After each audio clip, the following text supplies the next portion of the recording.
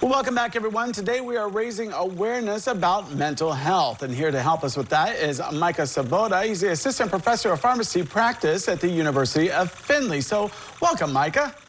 Oh, thank you for having me. New office, maybe a new title, but the message stays the same. We are here, and my whole job is to help bring awareness, break stigmas. And I think that's one of the biggest things that I hope to continue to do, even at the University of Findlay. Right. So mental health is people struggle through it all throughout, life and day by day. But we need to talk about awareness. It does happen and people need to know that, right? Without a doubt. Mental health is no different than any other disease state. I always compare it with diabetes. What's going on with diabetes? There's an imbalance of chemicals in the body, whether that be sugar, insulin. We have to fix that imbalance. As a pharmacist, I would love to say I could give you an insulin or an oral pill and you'll be just fine. That's not the case. You have to have a holistic approach.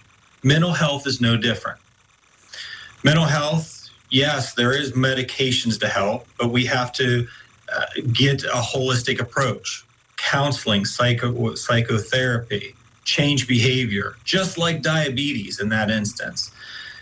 Now, don't get me wrong, the medications do work, and I think that's the biggest thing. We got to break stigmas, that getting help for mental health and substance use disorder, very important, but also that there is that stigma with the treatment, such with the medications, and we've got to break those. It's no different than any other disease state. Right. So when we're talking about treatment, you just talk about the holistic approach. So, we're talking about mental health. Sometimes it can be, just a mental awareness. Sometimes it could be a chemical imbalance. So there's a lot of factors that go into that, correct? A lot of moving parts. Lifestyle. Lifestyle is a big one also. We have to have just like a good healthy heart or for diabetes, we have to have a good proper nutrition. We have to have a good exercise regimen. That is very vital for mental health also. So we take that into factor and we combine that with the medications that are prescribed. That's when you get the best treatment.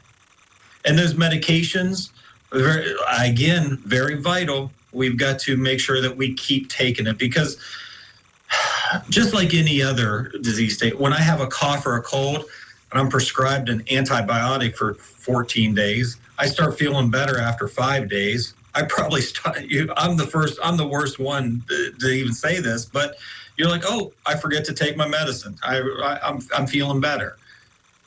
Well, in the world of mental health, that's no different. But continuing on your medication, compliance, adherence, just pretty much the key terms for keep taking your medicines, even though you're feeling better, because those medications are a vital part of the reason why you are getting better.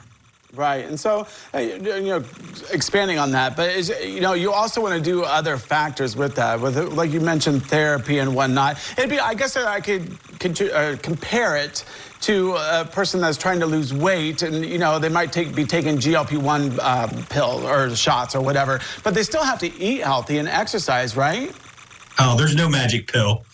I wish there were. It would make my job a lot easier. Well, I might not even have a job nonetheless, but yes, medications are great, but they're not the only answer.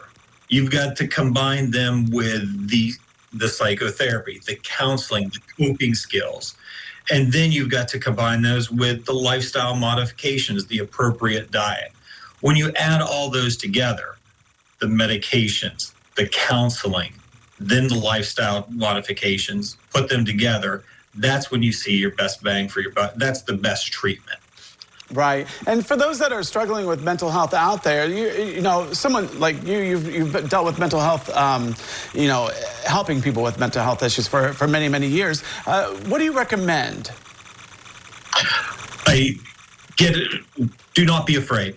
Talk to people and seek treatment wherever that might be. Utilize the information provided by your county's Mental Health and Recovery Board or Adams Board to find the providers in your area and utilize, if you are in a crisis, we have the state and nation's initiative to use 988 to seek out that help. I appreciate your time and the awareness that you guys are bringing too. Appreciate it. You're welcome. All right, well, thank you, and don't go away. We have more when we return.